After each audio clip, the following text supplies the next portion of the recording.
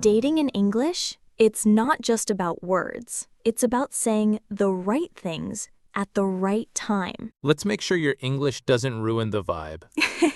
Hey, welcome back to another episode of Chill English Podcast, where English meets fun and learning feels like a coffee date with friends. I'm Ella. And I'm James. And if you're new here, don't forget to subscribe, tap that bell icon, and give us some love with a like. You won't believe how much it helps us. Plus, it makes our editor smile. Seriously, he only smiles when we get new subscribers. Today's topic is something that everyone thinks about, but few people actually practice. How to talk at dating in English. That means what to say, how to start, and how to sound confident without being creepy. Let's be honest, dating in your native language is already tricky, but doing it in English, that's next level brave. So if you're out there dating in English, you are the real MVP. Let's make it easier for you. All right, let's start at the beginning. How do you even start a conversation on a date? You sit down, the drinks arrive, and you're like, so, do you like stuff? Don't worry, we've all been there, but you can start simple and still sound smooth. Try, so tell me about yourself, or what do you like to do when you're not working? These open-ended questions give your date a chance to talk and show that you're actually interested. That's always attractive. Want to get a little more playful? You can try, okay, important question, pizza or sushi? Or would you rather travel to the mountains or the beach? Little games like this break the ice without sounding like a job interview. Exactly. Keep it light, curious, and a little fun. Here are a few more lines you can use. Have you always lived in this city? What's something you've always wanted to learn?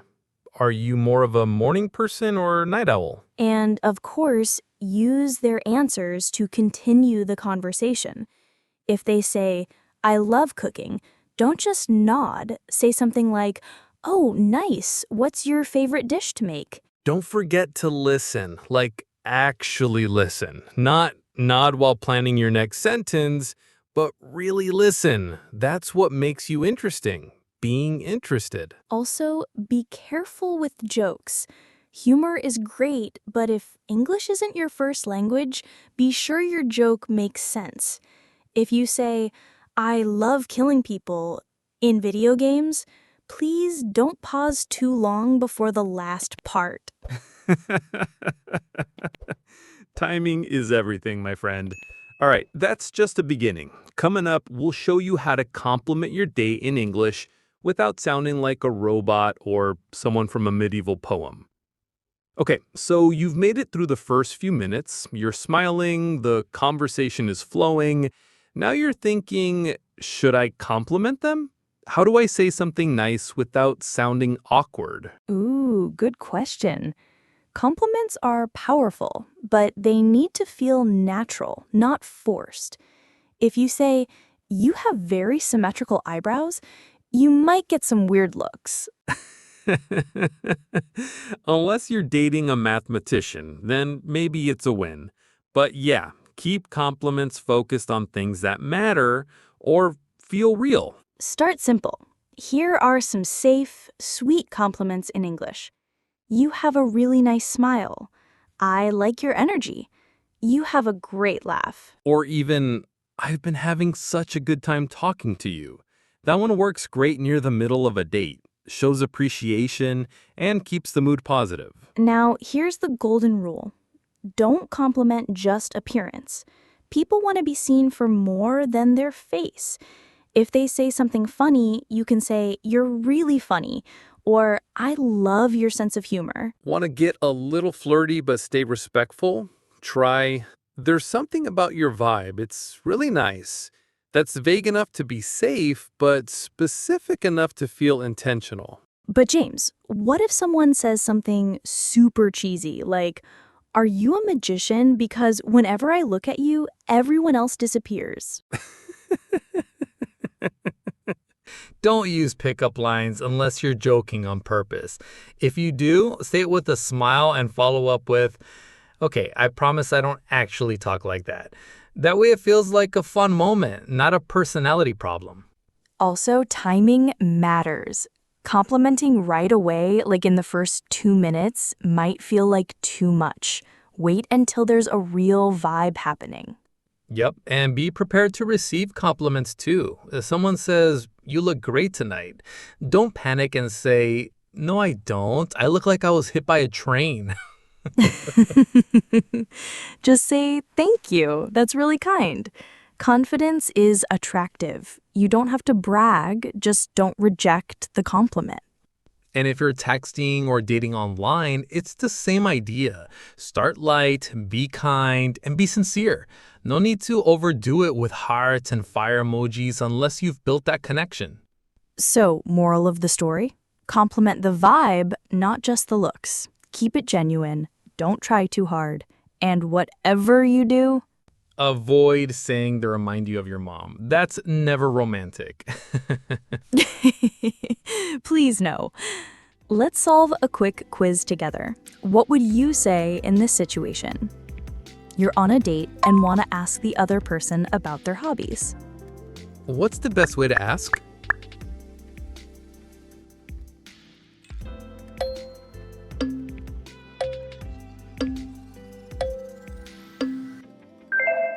Answer C. It's natural, friendly, and open-ended. A perfect question to keep the date flowing. All right, James, so now they're on the date, having fun, compliments are flying, but sooner or later, someone's gonna ask, so, what do you do? Ah, yes, the classic. And that question isn't just about your job, it's the doorway to talking about you.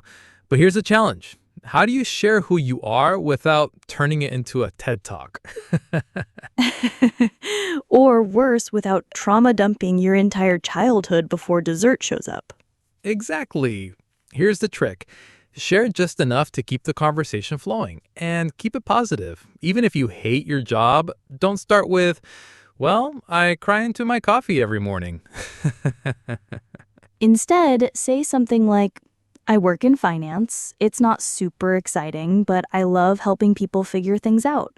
That shows your personality and your honesty without being a downer. Same goes for hobbies. Don't just list things like a resume. I like books. I like music. I like Netflix. Instead, give a little flavor. Like, lately, I've been obsessed with cooking Thai food, even though my kitchen smells like curry for a week. And if they ask about your family or past relationships, oof, be careful. It's okay to give a light answer, like, I'm really close with my sister. She's kind of my best friend and therapist rolled into one. Yeah, that's cute and real without diving into drama. What you want is connection, not confession. Now let's talk about storytelling. When you talk about yourself, use mini stories instead of facts. Like instead of I studied in Canada for 2 years, say I once studied in Canada and during my first snowstorm, I fell on ice in front of 20 people holding hot coffee. That kind of story sticks. It makes you human, not just a LinkedIn profile. And let them talk about themselves too. A good balance is key. You talk a little, they talk a little, and before you know it, it's been an hour and no one checked their phone. Oh, and this is important. Don't fake stuff to sound interesting. If you hate hiking, don't say you hike, because guess what? They'll want to go hiking, and now you're crying on a mountain. That escalated fast, but it's true. Be yourself, your real, weird, wonderful self. Bottom line, be real. Share stories, not stats. Laugh a little, be curious. That's the secret to good conversation on a date. All right, coming up next, we're talking about what not to say on a date. Oh, yes, the deal breakers, the cringe bombs, the I can't believe you said that moments. You won't want to miss it. All right, this is the moment everyone's been waiting for, what not to say on a date. You ready, James? Oh, I was born ready. Let's dive into the disaster zone. So here's one. So, why are you still single? Just no. No! That one sounds innocent, but it's low-key an insult. Like, you seem cool, but clearly something's wrong with you. Not a vibe. Another bad one? You look just like my ex. That's not a compliment. That's a red flag wrapped in a weird memory. Yep, and let's not forget the ultimate mood killer. I'm just here for fun, nothing serious. Like, cool, but maybe save that for later in the convo, not minute 3. Unless you want the date to end with a polite fake emergency. Oh no, my goldfish is sick. I gotta go. Okay, here's another. I Googled you before this. Please don't say that out loud. Even if you did, just pretend you didn't stalk their LinkedIn for an hour. And don't overshare your deepest life trauma on date 1. It's not group therapy. A little vulnerability is okay. A 30-minute rant about your ex? Not so much. Yes, especially this line. My ex was crazy. Instant red alert. It makes you sound like the problem. Also, let's talk money. Don't say, so how much do you make? Unless you're applying for a job with them. Or this one. I've already picked names for my future kids. Whoa, chill. Let's survive the appetizers first. And please, for the love of all things romantic, do not pull out your phone and scroll mid-convo, especially if you say, hold on, I just need to reply to my mom real quick, and then disappear into Instagram for 10 minutes. Yep, your phone can wait. You're here to connect, not check how many likes your brunch photo got. Another mistake? Talking only about yourself. If the date feels like a podcast episode starring you, that's a problem. Ask questions, show interest. So, quick checklist of things not to say. Anything too intense too soon. Compliments that are actually kind of creepy. Endless stories about your ex. Bragging, complaining about life. Instead, be warm, be curious, and keep things light, at least on the first few dates. You can go deep later once there's trust. Exactly. No need to rush into deep waters. Keep it chill, keep it real, and keep it respectful. And there we go. From starting the date to charming conversation to avoiding the cringe zone, we've covered a lot today. Yeah, if you've made it this far, congrats. You're officially date ready in English. Just don't blame us if they fall in love with you immediately. Please send us wedding invites. We'll bring cake and awkward dance moves. But seriously, dating in a second language is no joke. It takes guts, confidence, and practice. And here's the truth. It's okay to mess up. You might forget a word, you might say something a little strange. It's part of being human. And honestly, those moments make you more charming, not less. Totally.